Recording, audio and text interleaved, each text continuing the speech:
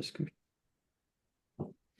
Hello, everyone. Today I'm thrilled to have Christy with me. She's a travel agent with over 28 years experience in obviously the travel industry. She's a true expert. She came up with a phrase one time when she was speaking in our business networking group. I know before you go, and I thought that was really cool because she does know.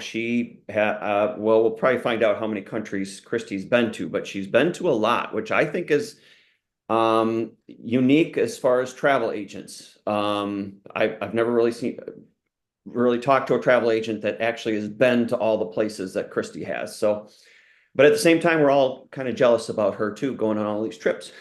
So, I just mentioned she's a part of our business networking group.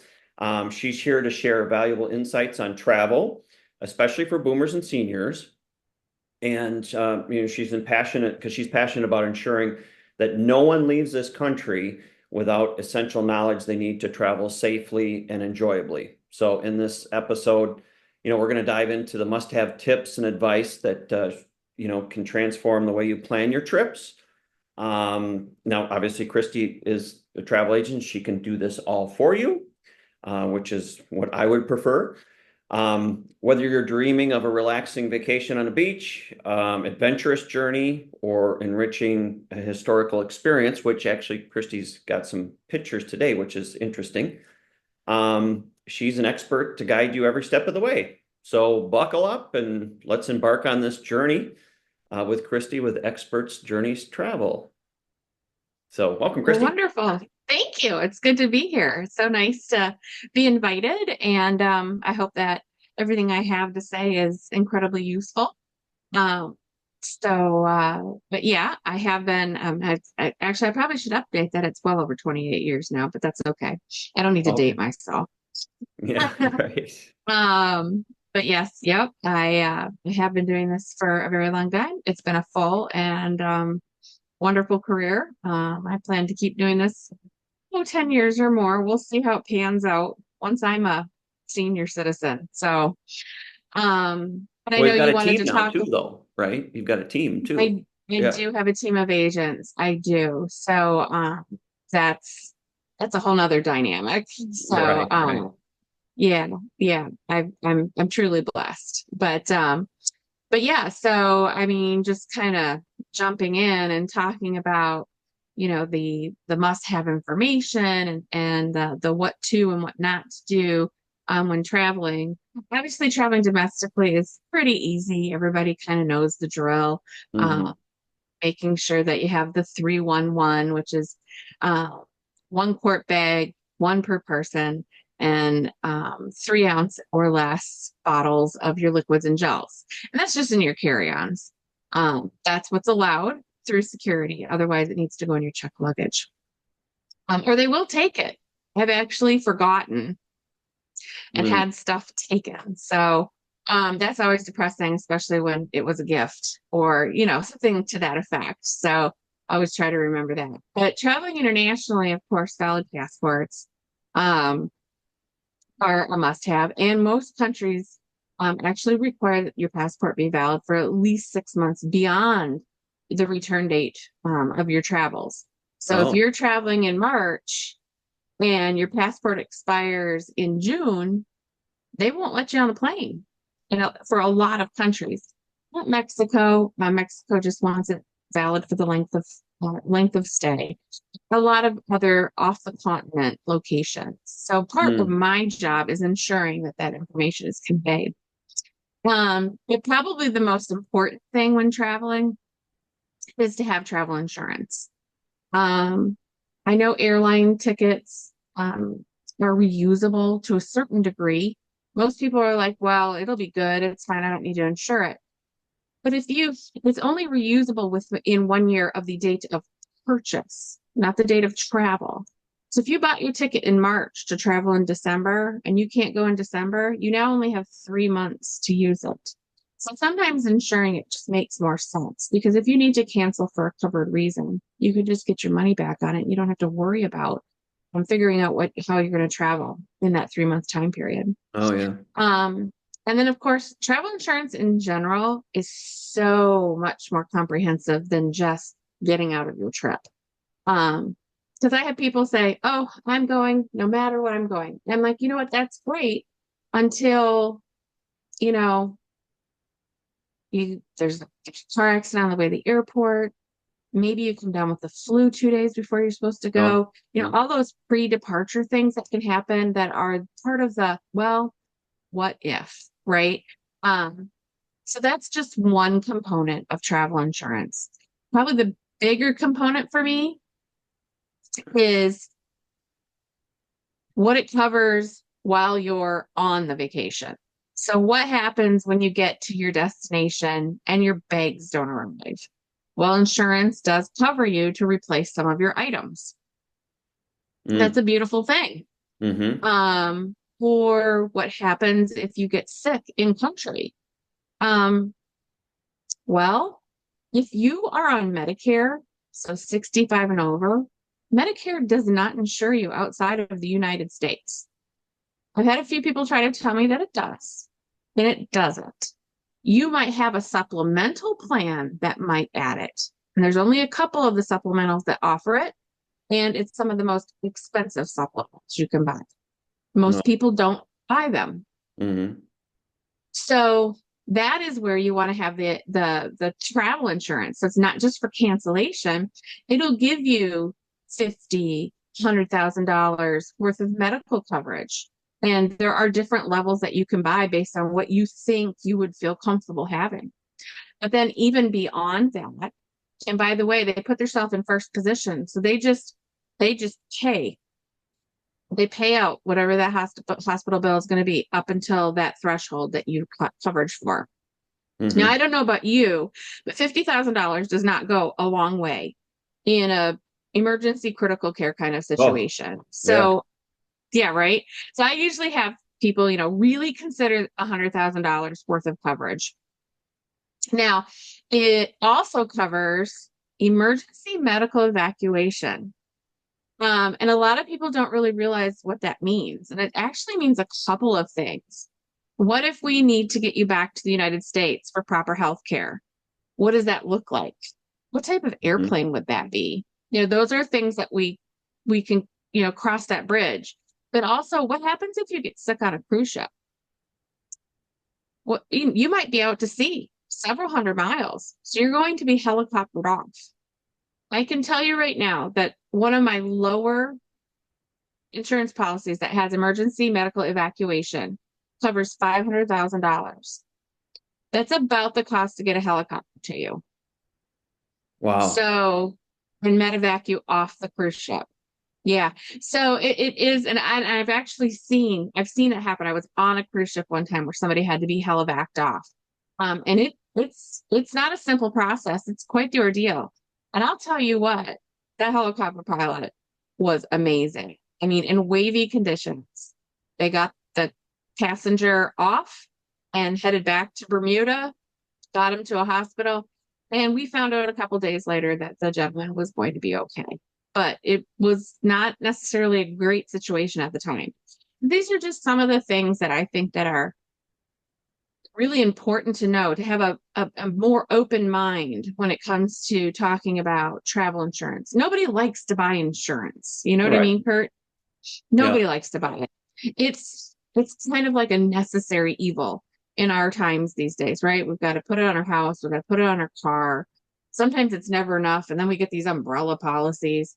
This is just a tool in your tool belt for the what if, the just in case. We always Mm-hmm. hope we're not going to use it, but I will tell you, I've had clients that have used it. I had a gentleman, that came down with meningitis in Florence, Italy.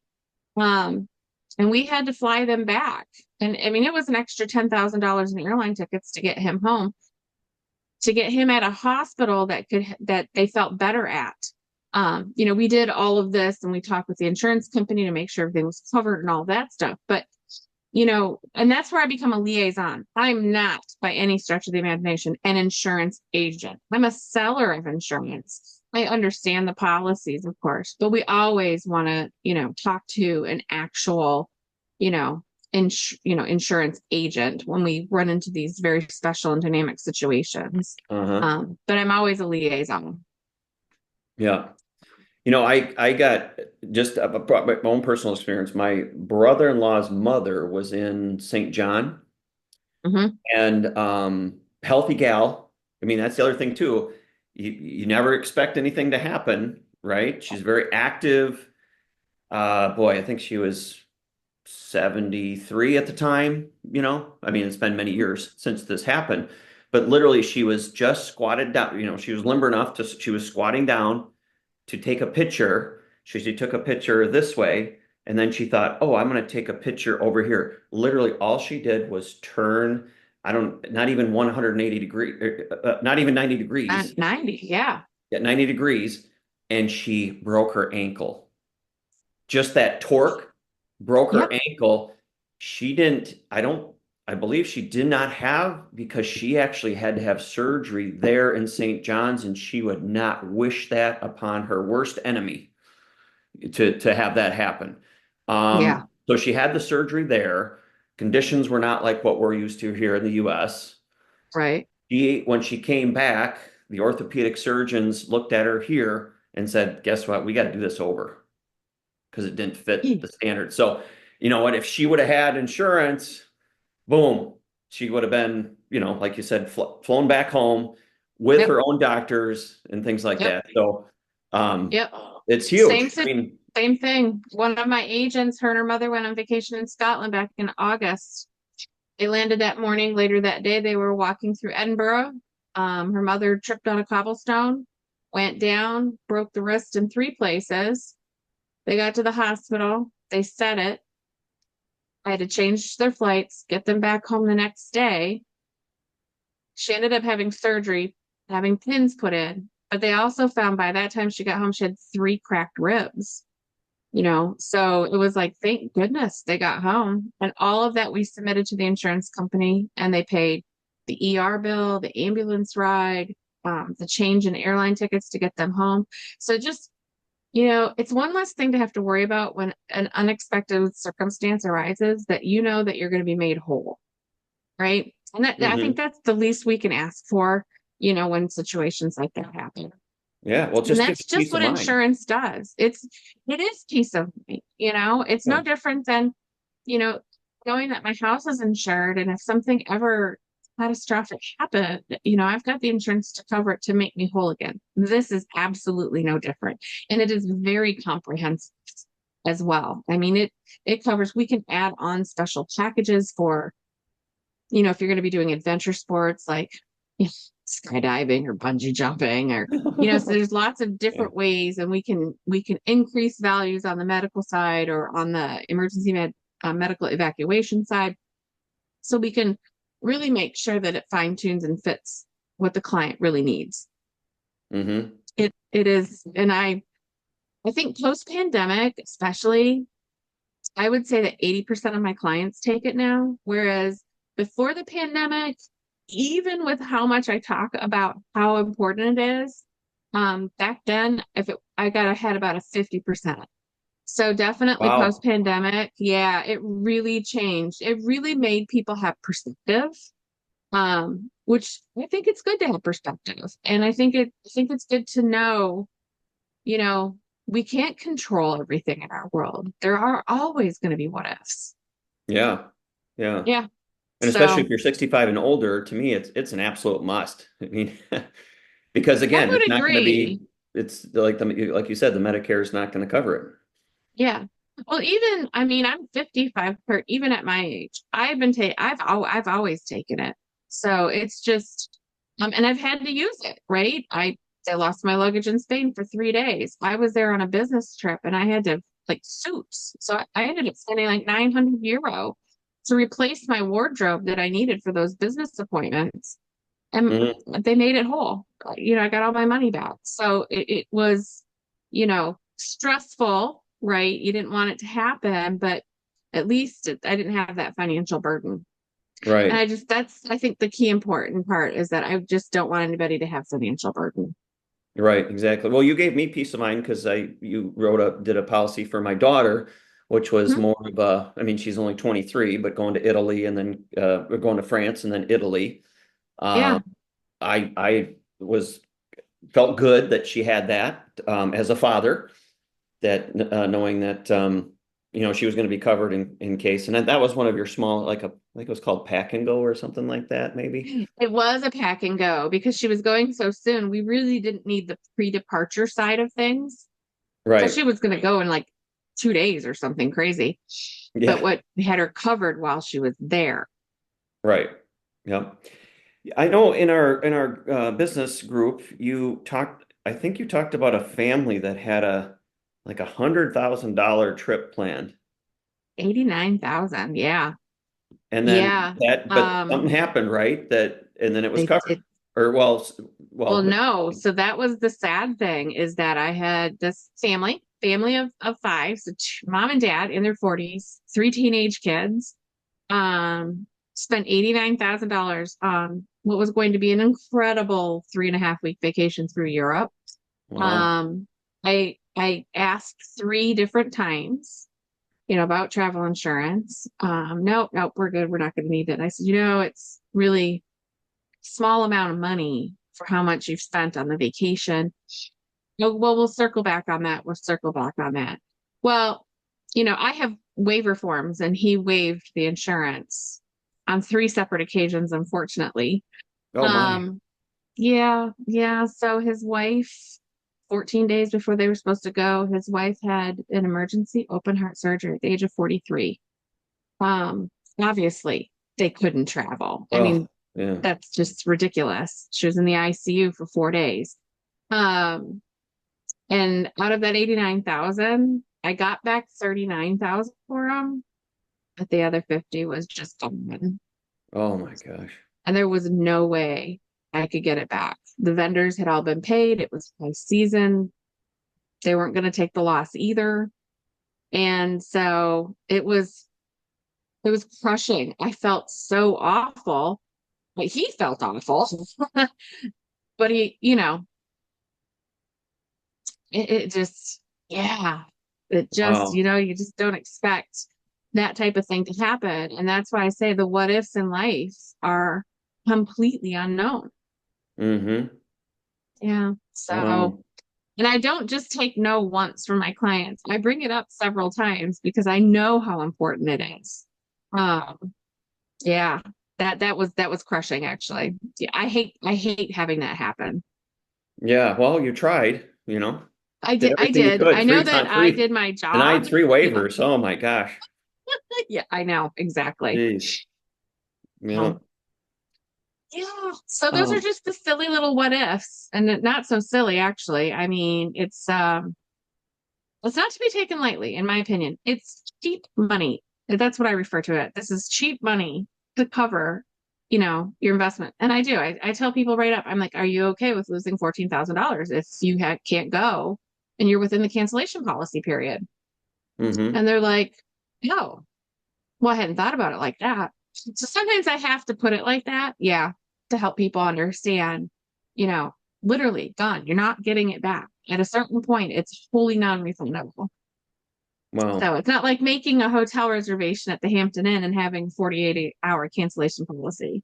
These are Mm-hmm. all, custom built vacations and usually they're fully non-refundable 60 days prior. So, Mm-hmm. or 45, it just depends. But yeah, Wow. Well, yeah, I hope everybody takes that to heart as far as travel I hope insurance. so. I And hope I'll so. be including your information in the description below this video, Christy, so that if people can reach out to you Oh yeah, um, I'm happy if for you have that. any So I questions encourage about everybody, that. if you got any questions, reach out to Christy. Yeah. Her contact information will be there. Is there any, as far as seniors, is there any destinations that you see where they gravitate to? Like, I'm thinking kind of the river cruises. I don't know. Hmm. What do you The when river you're traveling cruises, to all your yeah. countries? By the way, well, how many countries do you have a number of how many countries you've been to? I know it's over 50, but I haven't Wow. counted in a while. So, and I just went to Cuba, so I guess I added another one. I Yeah. have to go back through. I have a map actually over here on my wall, and I'm gonna have to go through and count it because I do pin mark, Oh, every country cool. I've been to. Yeah. I've been to six of the seven continents. So Antarctica still eludes me, but I'll get there, which is actually also a popular one for seniors. Um, Antarctica? yeah, by Wow. cruise. Highly popular. Yeah. Huh. It's it's one of those, bucket list destinations, and it's such a unique experience. You have to be a little more able-bodied, especially if you want to get off the ship and put your feet on the continent of Antarctica. Um, but otherwise, yeah, that's very popular. And any type of ocean and river cruise, those are really, really popular right now. Viking Ocean Cruises, and other brands in that same niche, where they have about 700 passengers, instead of these great big giant ships. Yeah. And those are popular. And they go to really unique destinations like circumnavigating Iceland, maybe touching Greenland, maybe going up the Norwegian coast to Svalbard and seeing the polar bears.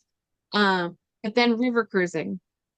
River cruising is very, very popular. And it's not just in Europe, it's in actually many places. You can go down down the Mekong through Cambodia, Vietnam. You can do the Yangtze River in China, although I don't highly recommend China right now, but it is a beautiful river cruise. Mm. You can do the Nile, you can do the Amazon, and of course, then all your European rivers.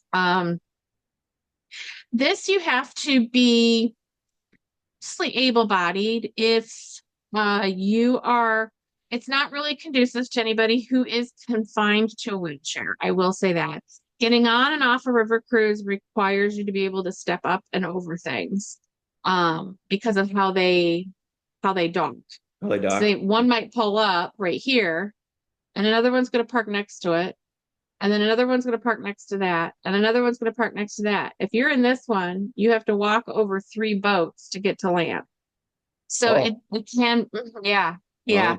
wow. Um, but the beautiful thing is that the tours that they have that are included, of course, they have half-day walking tours, and they've got them in the regular mode, and then they have what they call the slow walkers mode. So you can do it, in a couple of ways. So when I've been on three, and in all cases, the ones that were in the slow walkers one, some of them, had a cane, or they used walking sticks, that type of thing, and they just went at a slower pace. They Hmm. saw pretty much the same things I saw, but they took little breaks. Like once in a while, I was like, sit down here. And she would talk and tell you, some history. Then we'd get up and we'd move. So it's much more laid back, so it could accommodate more people. So that was nice. Mm. Um, Ocean going vessels are a little more physically challenged, um, capable, uh, just because you can get motorized scooters on those ships. Uh, Wheelchairs are easy to use. It's easy to get on and off the ship. So those are all really nice things. So it depends on, where you are with your physicality. All That's right. all. And that's a conversation that I would have with clients that would be like, well, hey, listen, we can walk, but we're not hikers. Okay, well, here's what we could do. Or we could say, I've got two clients that ocean cruise all the time, and they, we get them a scooter, and because they just can't walk the walk, but they can get on and off the ship, and they can go enjoy the ports of call, and they just zoom around on their little electric scooters. So the world is becoming a much smaller place because of the things that we can do. Mm-hmm. Mm-hmm. Yeah, I Yeah. just had a thought when we're talking about that senior crowd is what if for some reason they lost their, I mean, it might be under the insurance, what we just talked about. What if they lost their medications? They couldn't find them. Yeah. Or So or what or it was lost in transit for some reason. What if they lost those medications? What would be the process for, they're at their destination and what happens? well, first of all, we never pack our medications in our check luggage. Ever, ever, ever. And I Oh, tell that okay, to my great tip clients. This there. is Okay. part of my tips and tricks that I give my clients. Okay. All medication should always be with your person.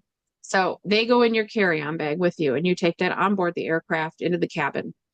Okay. But what happens if you are on an escorted vacation? Let's just say you're touring through Spain and you've left Barcelona, you're headed for Valencia. You get to Valencia, you check into the hotel. Oh my gosh, I left my medicine at the last hotel. So a couple things can happen. We can call the hotel and they'll overnight the medication to the next hotel. So we always hope that that's the quick, fast solution. Oh, yeah. Hmm. If that doesn't happen, then what we're going to do is we are going to get a hold of a local doctor. And so I have emergency hours that people can call, but if they're on a tour, their tour guide will actually do this for them. And we'll Mm. facilitate getting you on the phone with a doctor locally that can call a script into you to a local pharmacy so that we can get over and pick that up. Oh, okay. And that is how we would handle that. Most medications are easy to get. So whether it's blood thinners, diabetes medication, uh, the different medications that we tend to have, high blood pressure medication, that type of stuff, Hmm. those are pretty easy to get. But they do have different names in different countries. I actually found this out when I needed some medicine over there. So what we call acetaminophen and ibuprofen, that's not their names there at all. Oh, So usually the doctor knows the difference. And that's why we like to call somebody locally so they can call it in properly instead of calling our home pharmacist or our home doctor. Because if he called it in from the United States, the names don't match. oh, that's Yeah, interesting. Hmm. yeah, it is. And actually, getting a doctor on the phone is very easy in Europe. And in many cases, if they need to see them, doctors make visits to hotels. And it's not free, but this Really? is why insurance kicks in. Oh, okay. Okay, there we go again. Yeah. Yep, Mhm. yep, exactly. Yeah. Hmm. I actually had to go to the ER in Zurich one time. And I tried to explain to them that I couldn't have ibuprofen. And so she's giving me medication. And I said, is any of this ibuprofen or Advil or Motrin? I'm trying to use all the words I know for ibuprofen. Nope, nope, nope. You're all good. Took the pills, got back to the hotel later. Sure enough, one of them was ibuprofen. Oh, So you kind of have to know your stuff and you have to be an advocate for yourself. But I mean, it wasn't going to be the end of my world. If I had it, I'm not supposed to take them. hmm.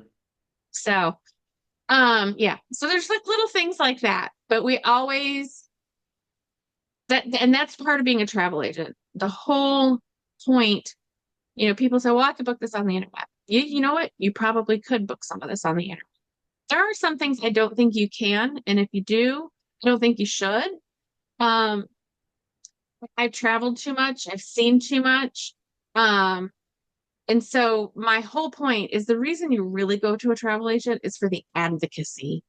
So Right. to be an advocate to my clients, especially my seniors, and I have a ton of baby boomers that I work with. Mm. Hmm. And I'm dealing with their kids and their grandkids now too.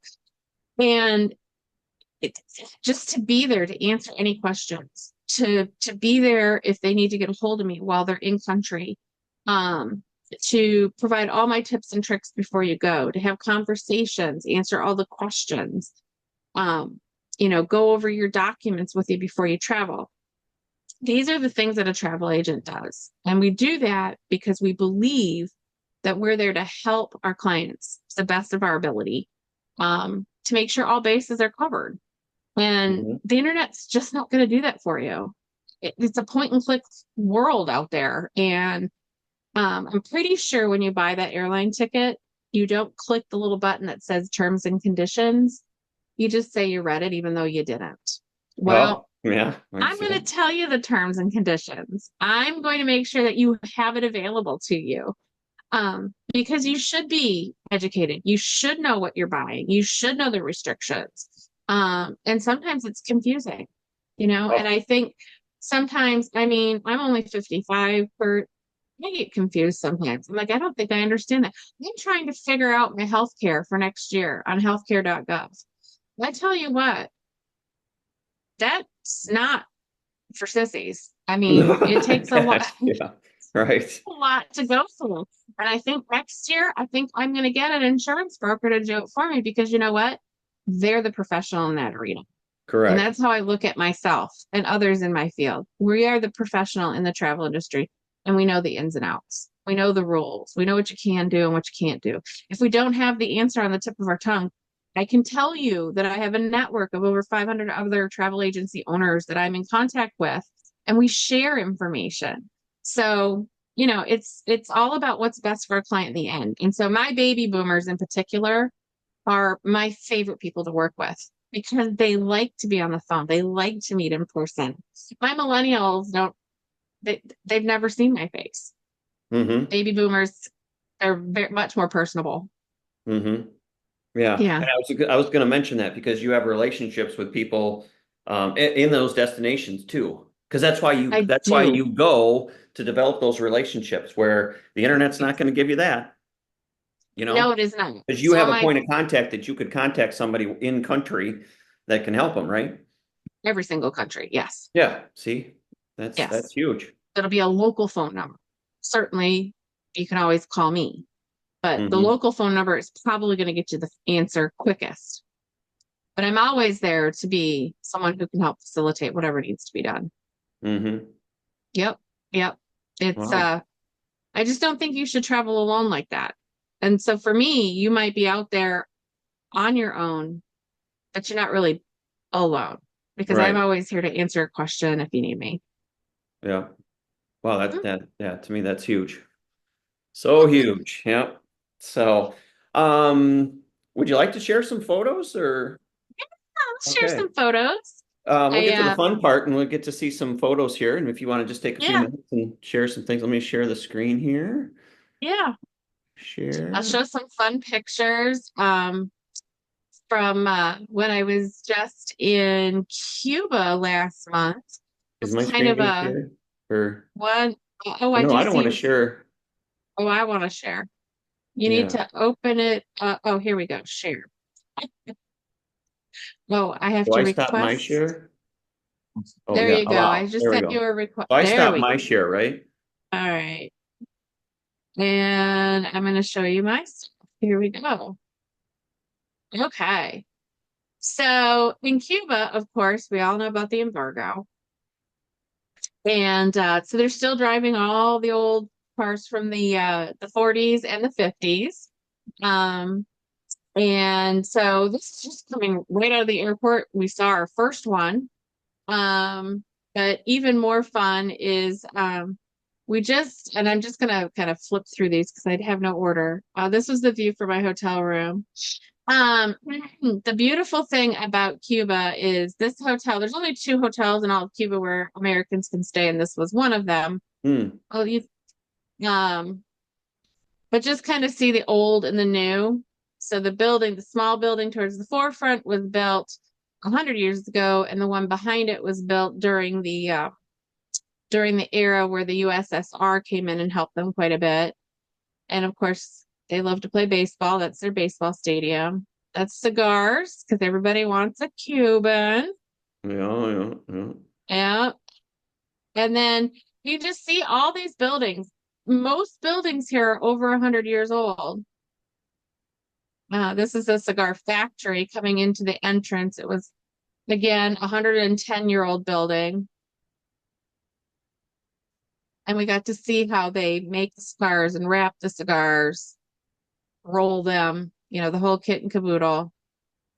Uh, and the floor tiles, all those tiles are original. They're like Wow. 100 and some odd years old. These are really good places to live.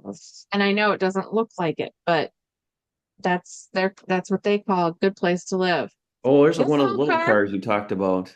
Yeah. yeah, this car brand new is $3,000. Wow. It's about as big as one of those little smart cars around here. Um, and just different old buildings. Some are taken care of. This is an area that's been refurbished. They had a special word for it. It's very Spanish, but it basically they brought it back to its original glory. Um, this used to be their Board of Trade building.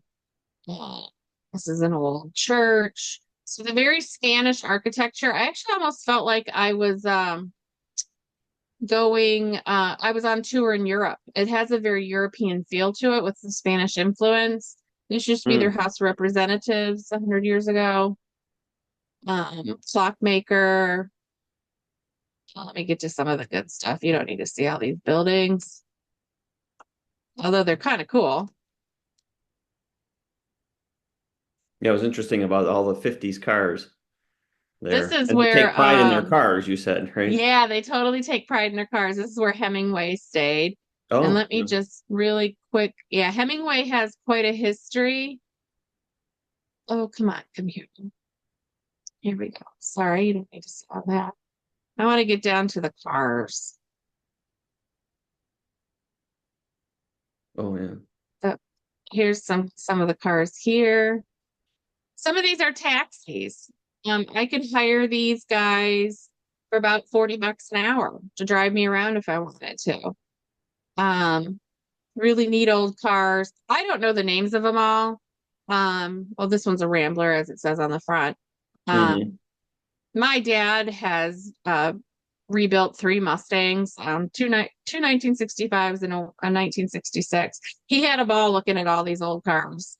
Um, and then let me get down to the ones we got to ride in. It was actually really, really cool. Um, oh, it started to rain here. And so that's why he's got that look on his face. But and then we were driving around. We had to put the hood up while it rained. I'm in the back seat. And we're just driving around in these beautiful old cars, and you can see them up ahead of us. That's the one that we were in. No, that's the one we got into after we were in the other one. We drove in several different ones, Hmm. and you can kind of see them all over the place. Oh, There's a that's whole that's a row cool of them. picture. Yeah. Yeah, isn't that a neat photo? Yeah. They're all convertibles. The rain had stopped. They're bringing the tops down. They were drying everything off. So I got to ride in both Oh, is that a a limo? Is that an 49. old limo right there? Yeah, Yeah. yeah, it is. It's not a it's from Europe somewhere, I believe. I drove it a 49. This was the 49. We're sitting in the 49. Behind us was the one we'd had been in, which was a 1950. I'll bore you with all of that. Wow. So there's the 49 right there. Mm. This is the 52. So we did have lots of fun. Yeah. Wow, that's Friends cool. of ours next to us. Yeah. So it was a lot of fun. It was a lot of fun. We got to take a lot of great photos driving around, obviously the video. Um but yeah, so that's pretty much that. I will say interesting history, lovely people. I mean, I can't get over how wonderful the people were there. They are so kind, so cordial, wanted to have their picture taken with you.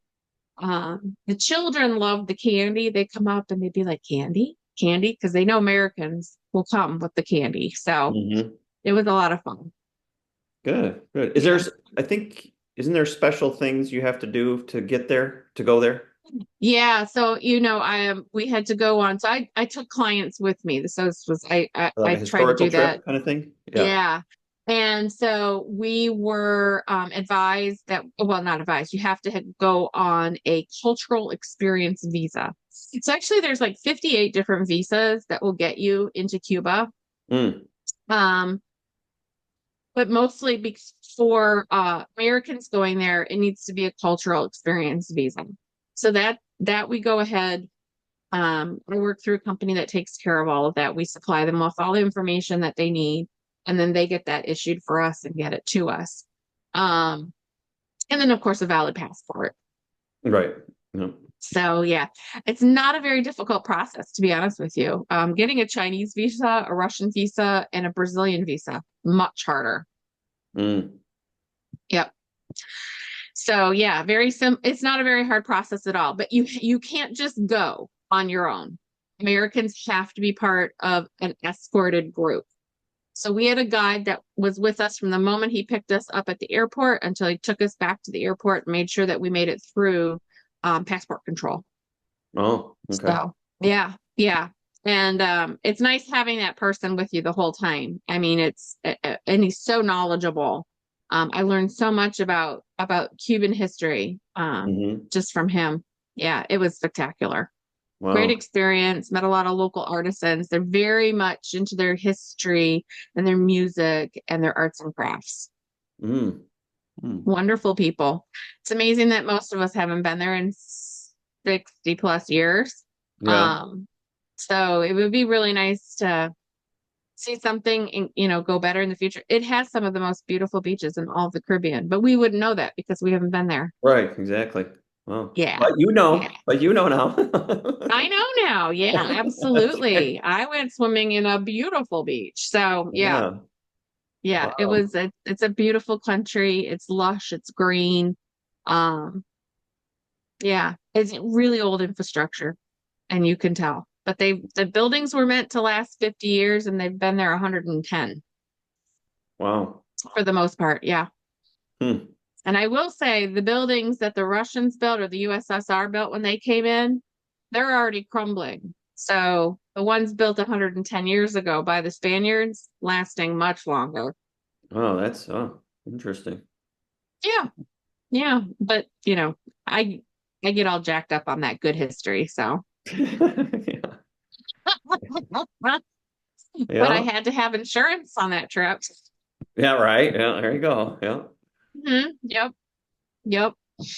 And there's a country you don't want to go to their hospital at all. Oh, I bet. Oh, geez. Yeah. I Not bet. really great. Oh. So yeah. Well, But gosh, that's I thank you for all your wisdom and knowledge, and thanks for sharing yeah, those photos. This was absolutely. great. I hope people find this very, very interesting and learn a lot, just from our short Yeah. time. Yeah, absolutely. And anytime somebody has a question, I'm more than happy to help facilitate and find the answer if I don't know it off the top of my head. Right. Good. Good, good, good. Awesome. Well, Well, again, thank thanks, you so Christy, for much, Kurt. I appreciate it. you're welcome. Well, have a great rest of your day. And again, thanks for your time. You Appreciate it. bet. All Thanks. right. Bye-bye. Or well.